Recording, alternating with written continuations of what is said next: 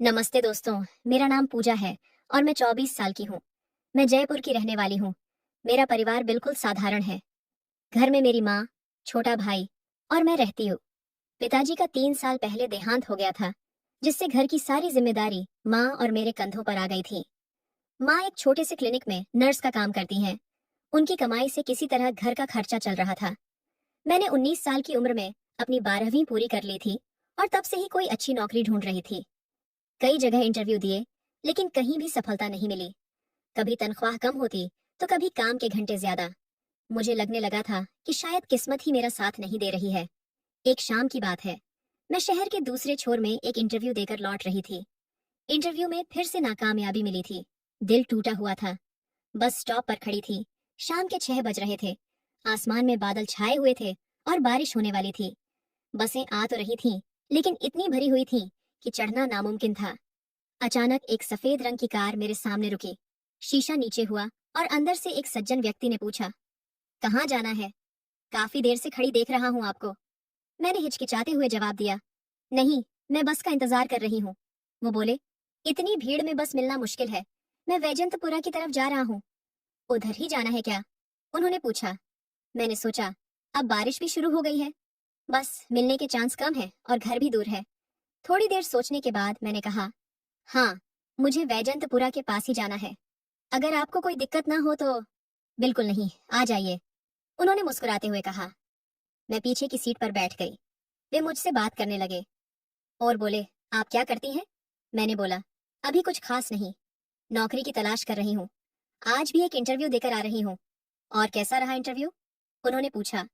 मैं बोली, अच्छा नहीं रहा। क्योंकि वे बोल रहे थे कि अनुभव की कमी है। फिर वे बोले, ओह, ये तो हर नए उम्मीदवार की समस्या होती है। अनुभव कहाँ से लाए, जब कोई काम ही न दे। रास्ते भर हम बातें करते रहे।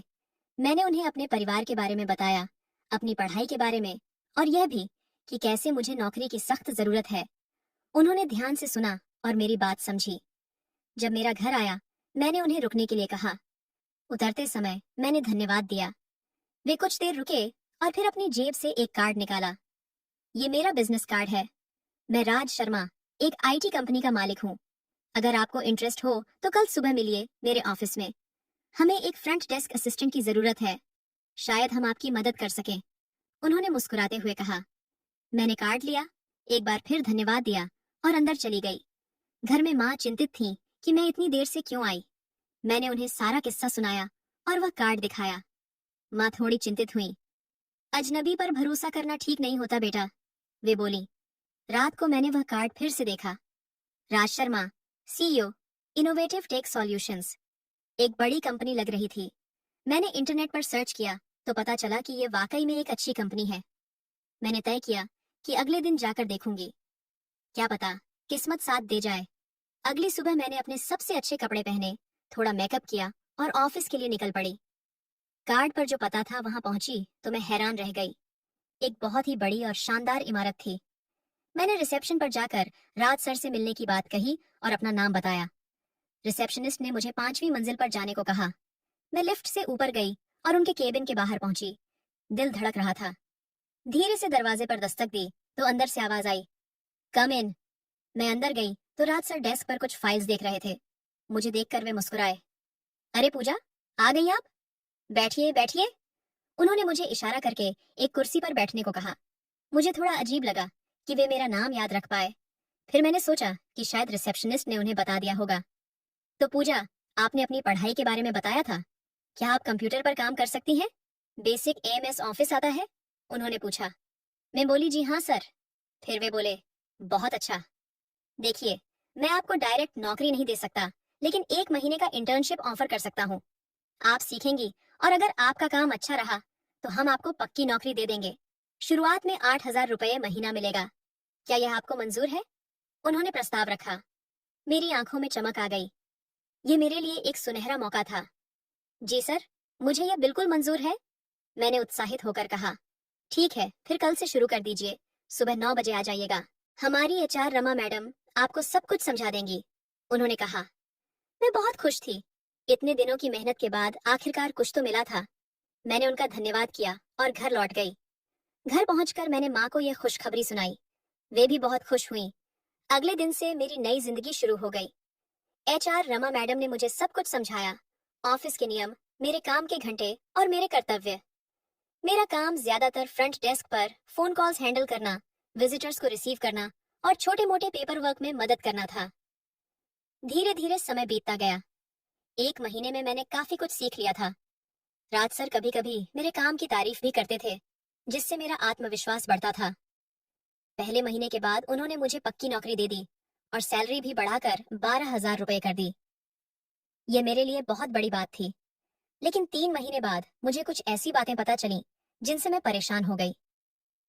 ऑफिस की एक लड़की अंजलि ने मुझे बताया कि मेरे पद पर पहले भी कई लड़कियां आ चुकी हैं, लेकिन कोई भी ज्यादा दिन नहीं टिकती। वह बोली, राज सर की नजर हमेशा से ही नई और खूबसूरत लड़कियों पर रहती है।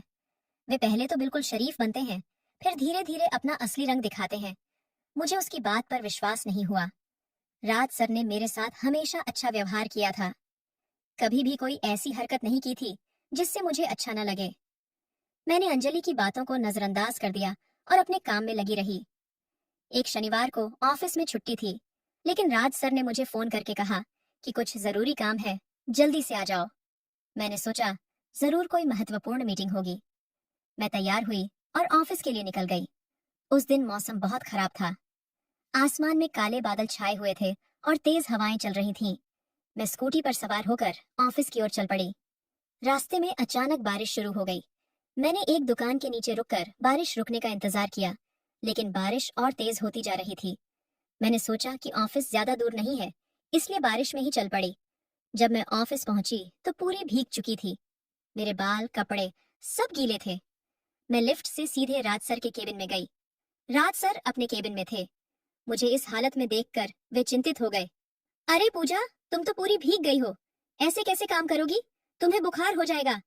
मैं वहीं खड़ी थी, पानी टपकता हुआ। राज सर ने अपना कीबोर्ड साइड में रखा और अलमारी से एक तौलिया निकाला। ये लो, रेस्ट रूम में जाकर सर सुखा लो। मैंने तौलिया लिया और रेस्ट रूम में चली गई। मेरे कपड़े पूरी तरह भीगे हुए थे। मैंने अपने बाल सुखाए और थोड़ा ठीक किया, लेकिन कपड़े तो गीले ही थे। रेस्ट रूम से निकली तो देखा ऑफिस में सिर्फ राज सर और मैं ही थे। सर बोले, अंदर जो गेस्ट रूम है वहां गर्म हवा वाला पंखा है, अगर चाहो तो वहां जाकर कपड़े थोड़े सुखा सकती हो। मैं गेस्ट रूम में गई। वहां एक गर्म हवा वाला हीटर था। मैंने उसे चालू किया और अपने कपड़ों को फैलाया ताकि वे जल्दी सूख जाएं। मैंने अपनी शर्ट उतारी और सिर्फ तौलिया ऊपर लपेट लिया। शर्ट को हीटर के सामने टांग दिया। मैं वहीं बैठी अपने कपड़ों के सूखने का इंतजार कर रही थी। अचानक दरवाजे पर दस्तक हुई। मैं घबरा गई। पूजा, मैं हूँ। एक इम्पोर्टेंट फाइल अंदर रखी है, मुझे जरूरत है। राज सर की आवाज थी। मैंने तौलिया अच्छे से लपेटा और दरवाजा खोला। राज सर ने मुझे नीचे से ऊपर तक देखा। उनकी नजरों में कुछ अजीब सा था, जिससे मुझे असहज महसूस हुआ। मैं नजरें झुकाए खड़ी रही। वे अंदर आए और अलमारी से एक फाइल निकाली। जाते समय वे मेरे सूखते कपड़ों को देखते रहे, फिर बोले, कपड़े सूखने में समय लगेगा, हमें काम भी करना है। तौलिया लपेट कर ही आ जाओ केबिन में, यहाँ कोई नहीं है देखने वाला। मेरा दिल धड़कने लगा, पर मैं क्या करती? मीटिंग की तैयारी करनी थी। बड़ी हिचकिचाहट के साथ मैं तौलिया लपेटकर बाहर आई और उनके केबिन में गई। राज सर सोफे पर बैठे थे, लैपटॉप खोले हुए। उन्होंने बिना मेरी तरफ देखे कहा, इधर आओ और बैठ जाओ, हमें प्रेजेंटेशन बनाना है। मैं धीरे से उनके बगल में बैठी और लैपटॉप की स्क्रीन देखने लगी। मैं बार बार तौलिए को ठीक कर रही थी, कहीं वह खुल न जाए। मेरा सारा ध्यान प्रेजेंटेशन की बजाय तौलिए पर था। फिर अचानक राज सर की टांग मेरी टांग से छू गई। शरीर में जैसे बिजली दौड़ गई, पर मैं हिली भी नहीं। मेरी चुप्पी को शायद उन्होंने अपनी जीत समझा, क्योंकि अगले ही पल वे और भी पास सरक आए। मेरे अंदर एक अजीब सा कंपन होने लगा, डर, बेचैनी और कुछ अनजाना सा एहसास, जिसे मैं समझ नहीं पा रही थी। करीब आधे घंटे तक प्रेजेंटेशन पर काम करने के बाद राज सर ने अपना लैपटॉप बंद किया और मुस्कुराते हुए कहा, आज तो सिर्फ हम ही हैं कंपनी में। कुछ पीने का मन है? क्यों ना तुम कैंटीन से कॉफी बना लाओ। मैं तुरंत उठ गई और कैंटीन की ओर चल दी। अपने दिमाग में उथल पुथल को शांत करने की कोशिश कर रही थी। कॉफी बनाते समय मेरे हाथ कांप रहे थे। बार बार अंजलि की कही बातें याद आ रही थीं। जब मैं कॉफी लेकर केबिन में वापस पहुंची तो वहां कोई नहीं था। कॉफी मग टेबल पर रखकर मैंने इधर उधर देखा। तभी मेरी नजर अंदर के गेस्ट रूम की ओर गई, मैं गेस्ट रूम की ओर बढ़ी, जहां मैंने अपने कपड़े सूखने के लिए रखे थे। दरवाजा थोड़ा खुला था। जैसे ही मैंने अंदर झांका, मैं हैरान रह गई। राज सर मेरे कपड़ों को हाथ में लिए खड़े थे और वो कुछ अजीब तरह से मेरे कपड़ों को सूंघ रहे थे। ऐसे सूंघ रहे थे जैसे वो उसमें खो गया हो। मेरे दिल की धड़कन तेज हो गई। मैं जल्दी से वापस सोफे पर बैठ गई और आवाज लगाई, सर, कॉफी तैयार है। राज सर तुरंत बाहर आए। वे अपना फोन हाथ में लिए थे और कुछ टाइप कर रहे थे। अरे वाह, बिल्कुल सही समय पर आई है कॉफी, उन्होंने मेरे बगल में बैठते हुए कहा। मेरा दिल जोरों से धड़क रहा था, हाथों में पसीना आ गया था। मैंने कांपते हाथों से कॉफी का मग ही उन्हें पकड़ाया। हम दोनों चुपचाप कॉफी पीने लगे। अचानक राज सर बोले, पूजा, तुम बहुत खूबसूरत हो। मैं कुछ बोल न सकी, बस हल्के से मुस्कुरा दी। मेरा चेहरा शर्म से लाल हो गया था। राज सर ने अपना कॉफी मग टेबल पर रखा और धीरे से अपना हाथ मेरी टांग पर रख दिया। मैंने झटके से अपनी टांग पीछे खींच ली। क्या हुआ पूजा, डर गई, उन्होंने मुस्कुराते हुए पूछा। मैं चुप रही। मेरा दिमाग तेजी से सोच रहा था कि यहाँ से कैसे निकलूं। वे और पास सरक आए। मेरा दिल इतनी तेजी से धड़क रहा था कि मुझे लगा सीने से बाहर निकल जाएगा। उन्होंने मेरा हाथ अपने हाथों में ले लिया और बोले, पूजा, मैं तुमसे कुछ कहना चाहता हूँ। जी सर, मैंने हकलाते हुए कहा। क्या तुम अपनी इस नौकरी से संतुष्ट हो, उन्होंने पूछा। मैंने हाँ में सिर हिलाया। अगर मैं तुम्हारी नौकरी पक्की कर दूं, पूरा कॉन्ट्रैक्ट साइन करा दूं, तो कैसा रहेगा, उन्होंने धीरे से पूछा। सर, यह तो आप पर निर्भर करता है, मैंने जवाब दिया।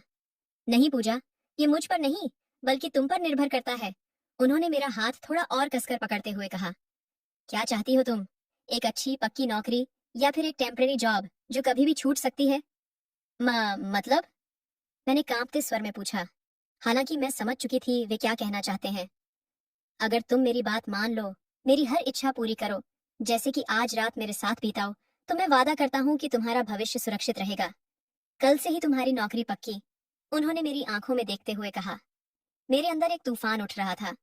मैंने झटके से अपना हाथ छुड़ाया और उठ खड़ी हुई। सर, आप गलत समझ रहे हैं मुझे। मैं ऐसी लड़की नहीं हूँ। मैं ऐसा कभी नहीं कर सकती। आप ऐसा सोच भी कैसे सकते हैं?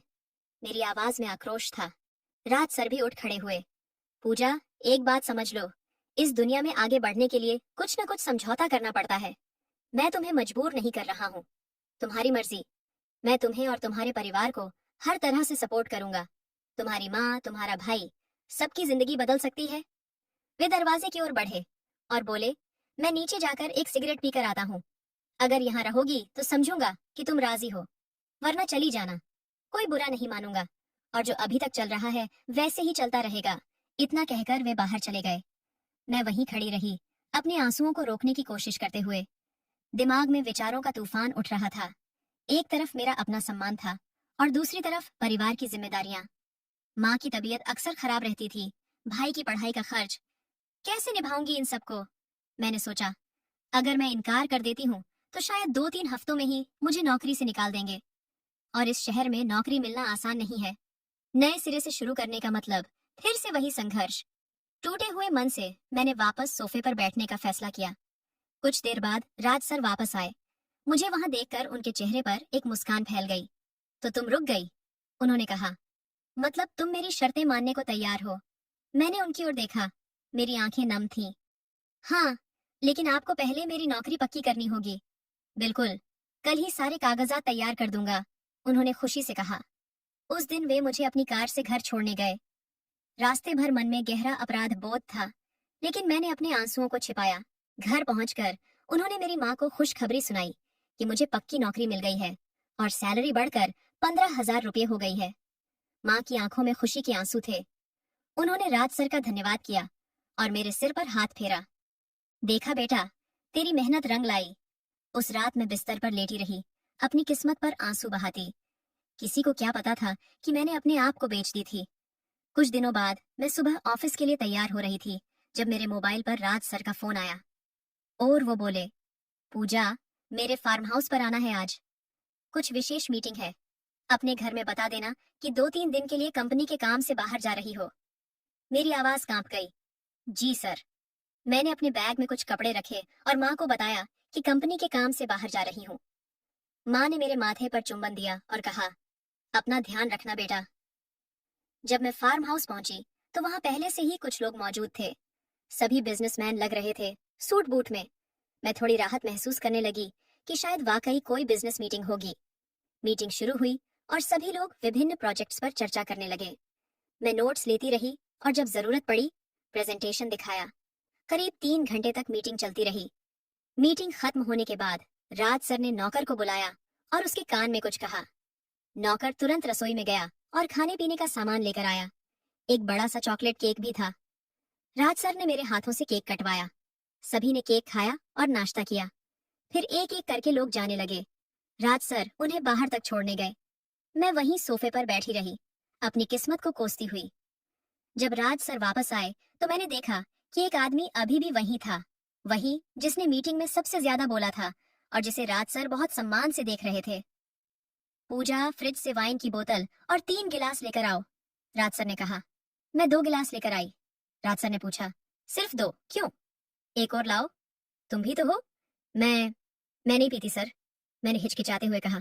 आज खास दिन है पूजा, आज तुम्हारी नौकरी पक्की हुई है, एक तो बनता है, उन्होंने मुस्कुराते हुए कहा। मैंने हार मानकर एक और गिलास ला दिया। राज सर ने तीनों गिलास में वाइन और बर्फ डाली और मुझे एक गिलास थमाया। मैंने पहली बार वाइन पी थी, बहुत कड़वी लगी, पर मैंने किसी तरह पी ली। थोड़ी ही देर में मेरा सिर हल्का होने लगा और पैरों में झंझनाहट होने लगी। कुछ ही मिनटों में मुझे हल्का सा नशा महसूस होने लगा। उस आदमी ने राज सर के कान में कुछ कहा। राज सर मुस्कुराए और मुझसे बोले, पूजा इधर आओ, राकेश जी से मिलो ठीक से, ये हमारे सबसे बड़े इन्वेस्टर हैं। मैं उठकर उनके पास गई। राकेश जी ने मेरा खाली गिलास उठाया और उसमें फिर से वाइन भरी। पियो, उन्होंने मुझे गिलास थमाते हुए कहा। मैंने राज सर की ओर देखा, जैसे मदद के लिए पुकार रही हूँ। पी लो पूजा, राकेश जी के हाथ से मिली चीज नहीं ठुकराई जाती, राज सर ने कहा। मेरे अंदर का एक हिस्सा चीख रहा था। तभी राज सर ने मेरे कंधे पर हाथ रखा और बोले, पूजा, मैं तुम्हें एक काम सौंपना चाहता हूँ। राकेश जी हमारी कंपनी के लिए बहुत महत्वपूर्ण है। ये 2 दिन यहाँ रहेंगे और मुझे चाहिए कि तुम इनका ख्याल रखो। मेरा माथा ठनका। मतलब सर, इनकी देखभाल करनी है? राज सर मुस्कुराए। उनकी आंखों में एक अजीब सी चमक थी। तुम समझदार हो पूजा, बाकी सब समझ ही गई होगी। मेरे मुंह से निकला, जी सर। हालांकि मेरा मन चीख चीख कर इनकार कर रहा था। अच्छा, अब मैं जा रहा हूँ, कोई समस्या हो तो फोन करना। इतना कहकर राज सर वहां से चले गए। मैंने दरवाजे पर खड़े होकर उनकी कार को दूर जाते देखा। मेरे दिल में एक अजीब सा डर था। क्या मैं अपने ही हाथों अपना सौदा कर रही हूँ?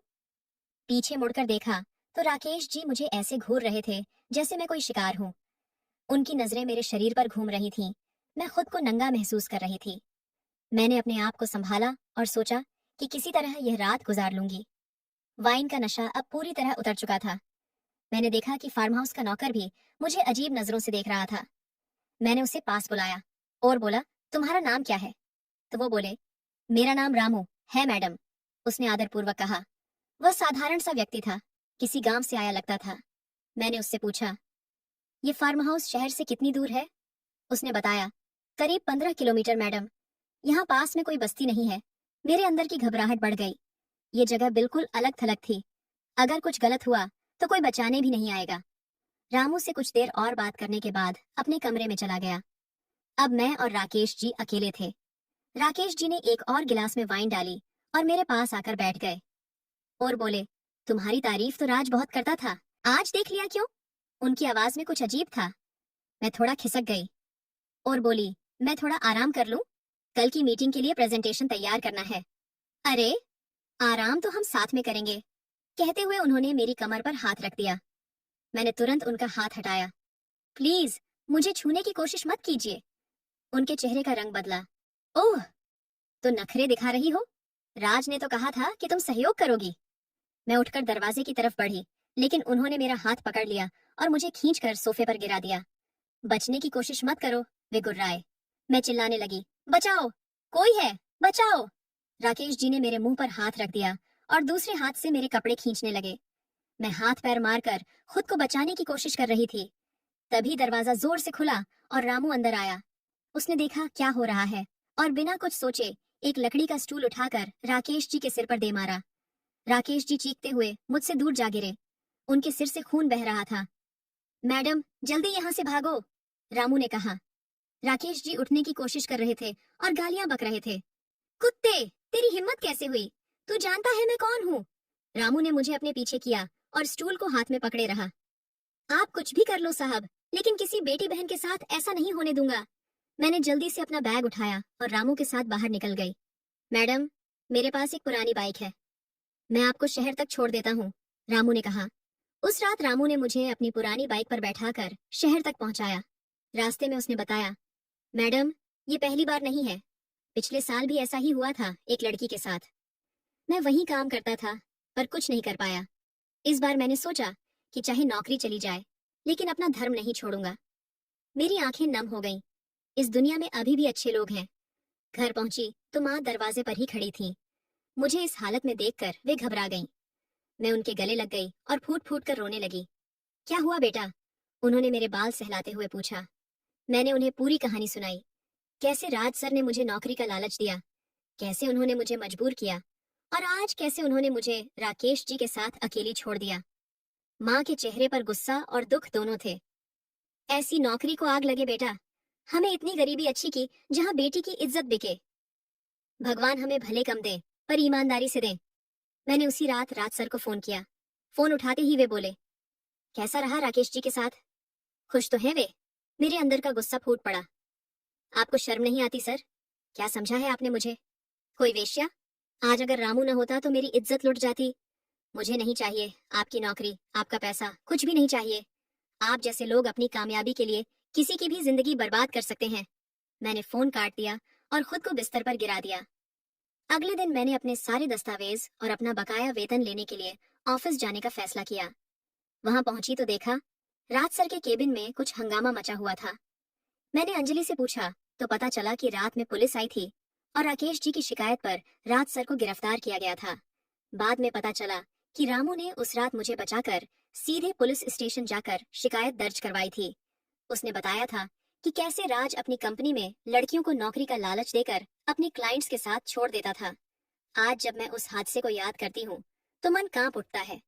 पर एक बात समझ आई कि दुनिया में बुराई के साथ साथ अच्छाई भी है। रामू जैसे लोग जो अपनी नौकरी की परवाह किए बिना सही के लिए खड़े होते हैं, वही असली हीरो हैं। मैंने फिर से नए सिरे से जिंदगी जीने का शुरुआत की। आज एक छोटी सी कंपनी में काम करती हूँ, जहाँ माहौल अच्छा है और लोग आदर पूर्वक व्यवहार करते हैं। माँ और भाई के साथ एक छोटे से घर में रहती हूँ और अपने जीवन से संतुष्ट हूँ। तो दोस्तों, यही थी मेरी कहानी। जीवन में कभी भी पैसे या नौकरी के लिए अपनी इज्जत या आत्मसम्मान न बेचें। हर मुश्किल का हल समय के साथ निकल आता है। बस हिम्मत न हारें और सही रास्ते पर चलें।